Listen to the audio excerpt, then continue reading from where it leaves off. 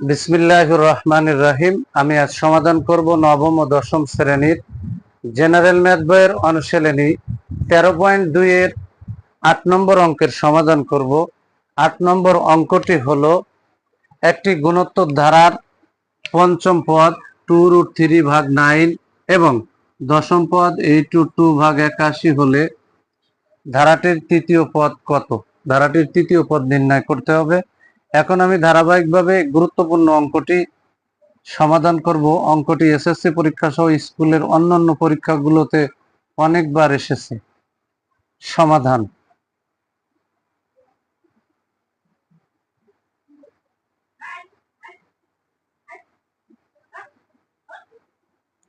ধরি বা মনে করে লিখলে হবে। এখানে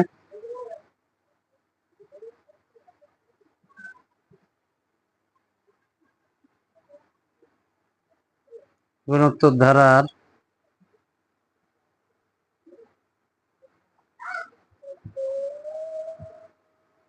প্রথম পদ এ এবং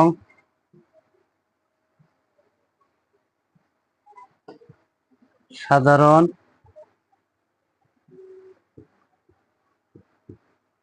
অনুপাত সমান কিউব।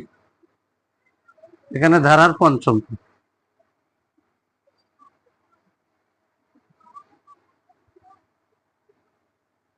ধারার পঞ্চম পদ সমান 2√3/9। তাহলে ধারার পঞ্চম পদের সূত্র হলো a q to the power 5 - 1 equal to 2√3/9। অতএব a কিউ 5 থেকে 1 গেলে এখানে 4 থাকে ইকুয়াল টু 2√3/9। এটা সমীকরণ 1 এবং দশম পদ সমান 8/2/81। তাহলে দশম পদের সূত্র হলো a কিউ 10 - 1 ইকুয়াল টু 8/2/81। তাহলে অতএব a কিউ 10 থেকে 1 গেলে এখানে 9 থাকে ইকুয়াল টু 8/2/81। এটা সমীকরণ 2।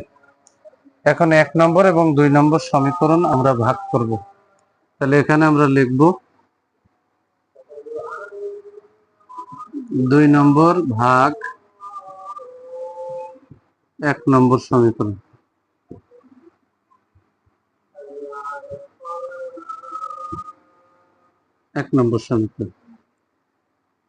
তাহলে 2 নম্বর সমীকরণটা হলো a কিউ 9 আর 1 নম্বর সমীকরণের গুণা হলো a কিউ 4 ইকুয়াল টু, এই যে ভাগের দাগ দিলাম।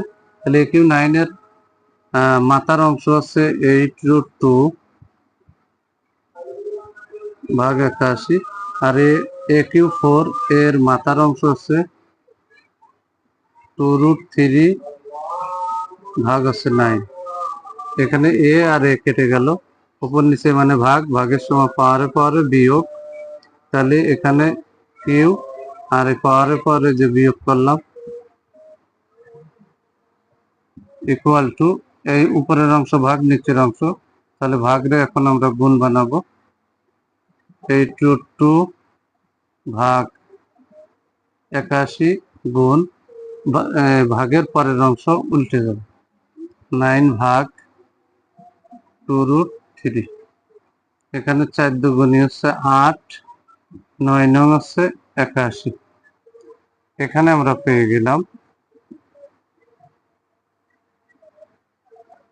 9 থেকে 4 গেলে এখানে থাকবে 5 আর এখানে পেলাম আমরা 4√2 আর নিচে পেলাম 9√3। এখানে 4 সমান কয়টা √2 হয় আর এখানে 9 সমান কয়টা √3 হয় সেটা কিন্তু হিসাব করতে হবে। তাহলে এখানে 4 সমান আমরা 2 গুণ 2 লিখতে পারি, তাহলে একটা 2 সমান দুটো √2 আর একটা 2 সমান দুটো √2। আর এখানে 9 সমান কয়টা √3 হয়, তাহলে 9 সমান 3 গুণ 3, তাহলে এখানে একটা 3 সমান √3 আছে দুটো আর একটা 3 সমান √3 হলো দুটো। এখন কিন্তু হিসাব ক্লিয়ার, এখানে তাকালে হিসাবটা ক্লিয়ার হয়ে যায়। বা a⁵ ইকুয়াল টু 4 সমান √2 আছে 1 2 3 4টে আর এখানে আছে একটা, তাহলে 5টা। 9 সমান এখানে √3 আছে 4টে আর এখানে আছে একটা, মোট আছে 5টা আর এর মাথায় পাওয়ার আছে 5। তাহলে আমরা কিন্তু এখানে এভাবে লিখতে পারি, একটা রুট দিয়ে 2/3 এই বড় করে ফার্স্ট ব্র্যাকেট দিয়ে তারপরে 5 লিখতে পারি। তাহলে এই 5 আর এই 5 এ কিন্তু উঠে যায়। তাহলে আমরা কিউ এর মান পেয়ে গেলাম √2/3। এখন কিউ এর মান 1 নম্বর সমীকরণে যদি আমরা বসাই দিই তাহলে কিন্তু এ এর মান বের হয়ে আসবে।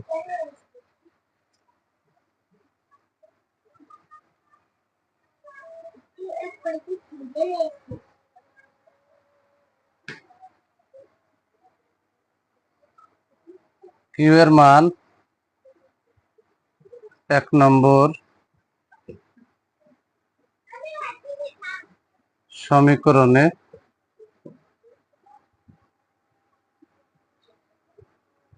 বসিয়ে পাই। তাহলে 1 নম্বর সমীকরণটা হলো a³ ইকুয়াল টু 2√3 ভাগ হচ্ছে 9। তাহলে এখানে বা এ গুণ কিউ এর মান হচ্ছে √2/3, তার উপরে পাওয়ার হচ্ছে এই যে 4 ইকুয়াল টু এখানে 2√3 ভাগ হচ্ছে 9। তাহলে এখানে যদি হিসাব করি 4টে √2 মানে 4 আর 4টে √3 মানে 9 ইকুয়াল টু 2√3 ভাগ হচ্ছে 9। বা এর সাথে এটা গুণ আকার আছে, সমানের ডানে গেলে ভাগ হবে। তাহলে আমরা 2√3 ভাগ হচ্ছে 9, যাতে এই অংশ ডানে গেলে ভাগ হবে তাহলে আমি এখানে গুণ দিয়ে এই ভগ্ন অংশটা উল্টে দেব 9/4।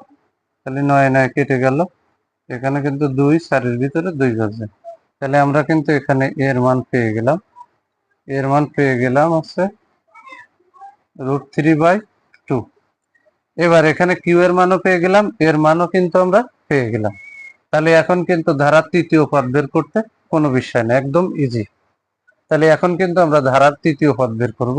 এখানে এই অংশটা মুছে দিলাম, এই অংশটুকু মুছে দিলাম আর কিউ এর মানটা এখানে রেখে দিলাম এর মানে। তাহলে এখানে আমরা লিখব অতএব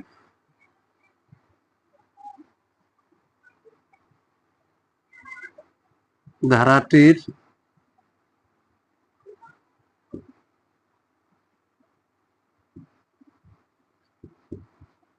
তৃতীয় পদ।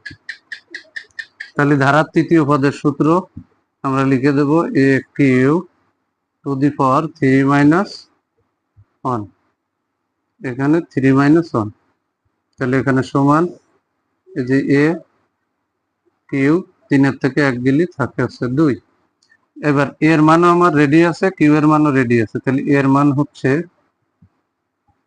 √3/2।